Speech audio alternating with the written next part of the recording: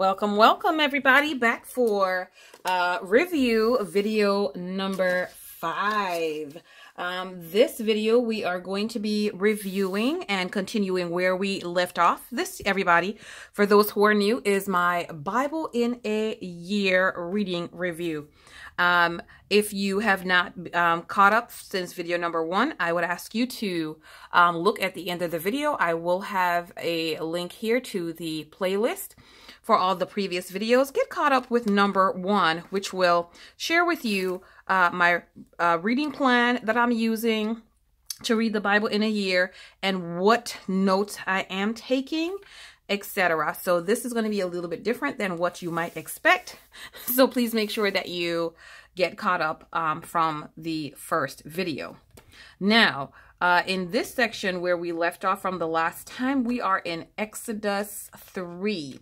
And Exodus, of course, is going to be the beginning of when Joseph and his generation has passed out and his brothers.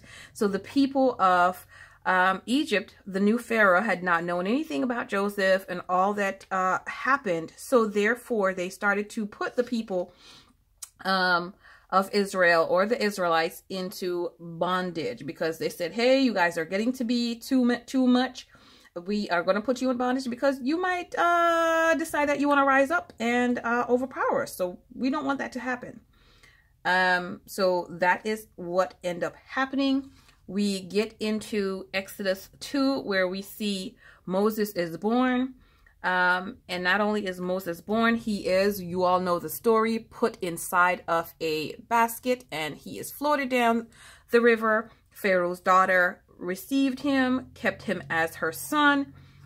He grew up in that household, and then the altercation with him and the Egyptian who was beating, manhandling, however you want to put it, the Israelite, and he ended up killing that Egyptian. So that's where we are in Exodus 3.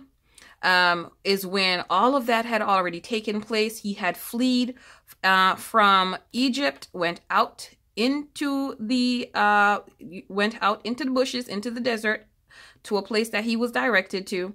Now he is seeing the burning bush in Exodus 3. We know from previous reading, and if you do not know, please read Exodus 3, because this is where God speaks to him and let Moses know, this is what I would like for you to do for my people, to be able to deliver them out of bondage, or to be able to, so that I can deliver them out of bondage.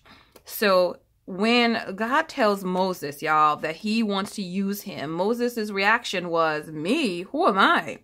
Who am I that you should be interested in sending me? Who am I that these people would listen to me? Like, I have nothing special about me. It said that Moses also spoke with a stammer, so he was not as eloquent as he probably thought that you needed to be or should be in order to pursue this kind of role or be chosen by God to do this kind of thing. So he suggested that God use his brother Aaron. Hey, you could use Aaron. Aaron. Okay, so there was this commercial that was talking about Aaron, and so from then I've had a problem with the name from Aaron. And so when God was like, okay, I'm going to also use him, but you're still going. You know what I mean? I'm not choosing him over you. I will choose him to pacify you, but you are who I want to send. And so both of them left and start on the journey to go to Egypt to deliver God's message. Is there a point in your life where you think or you thought that you weren't good enough to do God's work? You know, sometimes we think of ourselves in that manner, that we are not something enough, right? We're not something enough.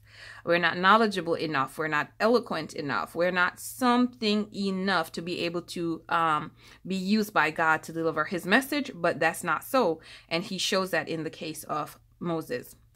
He even provided an assistant, right, for Moses, a helper for Moses, but Moses was the primary person. And that was a thought that I wrote, and it says, God uses you in your perceived inadequacies, right? So he uses us in that manner.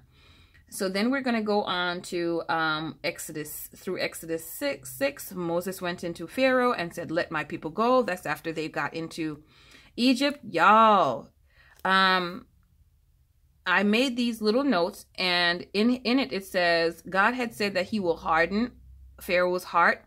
And so I was asking the question, why was Pharaoh's heart hardened? And then there were some text that shares the reason, which is Exodus 7 to 8. You have Exodus 10 and verse 9, Exodus 7 verses 4, Exodus 9, 14 and 16. Those also give you the reason there. So if you read those, you will get the answer to that question. And then the people went through hardship on the way to being delivered, even with Moses present. And that was important for me to be able to jot down, because sometimes we think when we are delivered or when we're being delivered by God, that means all trials are going to cease. No, there's not going to be any hardship or trouble on the road. Or when we have the person who God has sent to deliver or rescue us or alleviate certain things in our life, that means trouble has ended. But if you look at the deliverance of the people from Egypt, the Israelites from Egypt, that was not the case. They still had to go through things on the way to the promised land. They still had to go through things. Exodus 7 is God tells Moses that Pharaoh's heart would be hardened and he would not let the people go. So God is already telling Moses what to come and what to expect. So Moses would not be surprised. He's also letting Moses know that you're going to speak my words. It's not your words that you're going to speak. It's mine. So he lets him know that in here as well. Exodus 8 is when we start to, back in Exodus 7 is when we start to see the plagues started happening. And the first one was water turned into blood, right? Then the next one, Exodus 8, we continue down. The frogs were all over the land of Egypt. Then we had lice, woo, which was from the dust, and they were all over.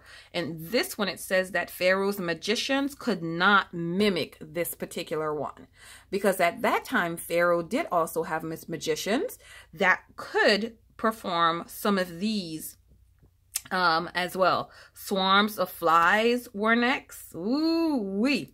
The cattle, all the cattle of the Egyptians died. Boils upon every man and every beast. Hail destroyed anything that was left. The fire was mingled with that. And Goshen, where the people of Israel or the Israelites were, that was spared from that disaster. Locusts covered the face of Egypt, houses and all, everything. Locust was everywhere. Then there was darkness for 3 days, and it was so thick that it could be felt. That's what it said in the chapter. This is Exodus 10. And then the death of the firstborn of Egypt. If you read through the stories, it will tell you that, Moses kept on going to Pharaoh, let my people go. Yeah, we're not going to let them go. Yes, go ahead and take them. But on second thought, no, you can't have them. So it was a back and forth situation. Pray for us, ask God to forgive us. No, you're not going to get your people. So read the story and you will be able to see all that transpired here. As you can see, it lasted several chapters. It lasted all the way from chapter 5, but we can go to 4, like from the 5 to 6 chapters. It happened. And then we get into Exodus 12, which is going into the procedure or process for slaying the lamb and putting the blood on the post and how to prepare the meat, how to eat the meat. This is where we get into the Feast of Unleavened Bread. We get into all of those things. I believe here is where it also states that the children of Israel were in Egypt for 430 years up until that point, up until that point. So it was about 430 years when they started to get delivered. We finished that. We come over to Exodus 13. Exodus 13 also reiterates again. It's a to remember the service of unleavened bread. It's a sign of a memorial of the Lord delivering the people. So we have that in Exodus 13. You'll go into all of that. We also see in Exodus 13 that Moses took the bones of Joseph with him out of the land of Egypt, because that is what Joseph had asked to be done, for them to take it. We also see that the Lord was leading his people out of captivity, a pillar of cloud by day and a pillar of fire by night. So we see that here in Exodus 14. We see Pharaoh followed the children of Israel, y'all. He followed the children of Israel after he let them go. He got a little release remorse, maybe a release remorse, you can say. And then he started pursuing them. And the Lord, of course, by Moses holding up his hand, was able to cross the Red Sea, part the water, so that the people can cross the Red Sea. During that process, we see where the pillar of cloud went behind or in between the Pharaoh's army and the children of Israel, creating confusion so that the army could not see them, so that they can get over from one side to the other safely as well. Once they got over there, the waters closed in, Pharaoh's army was destroyed.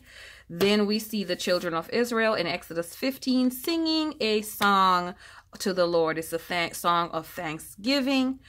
And here is the kicker, y'all. So about 3 days after they experienced this great miracle, the song of thanksgiving, they started to murmur and complain. Did God bring us out of the captivity for us to die because we are thirsty? So we're going to leave off right there. That's where it ended. And I'm thinking to myself, like, how close is this to us, to what we do these days, right? We so quickly forget the blessings that God has given to us moment by moment, day by day. And we start to murmur, not realizing that when we murmur and complain, we're not complaining against really other people. A lot of times we're murmuring and complaining against God. So we've got to be careful of doing that and showing gratitude for what we have, what we're given every single day. We praise God for those things. And so that's it for this video. We will pick up on Exodus 16 and forward on the next video that we do to be able to do a the next review number 6 as well. Leave me a comment down below. Let me know if you're reading the Bible in a year. Let me know if you are enjoying these reviews, if it's prompting you to be able to read a particular story in the Bible, what you would like to see more of on these reviews, if it's something that's missing. If it's something that I can accommodate, I definitely will do that for you. These reviews are definitely for me to help me be consistent with making sure that I'm reading this for the entire year so that I can be accountable to you all. And I thank you so much for holding me accountable and messaging me when you do not see your video, your review video up so that you can watch it. I thank you all once again, and may God bless and keep you all. And I will see you all on the next review. Bye-bye.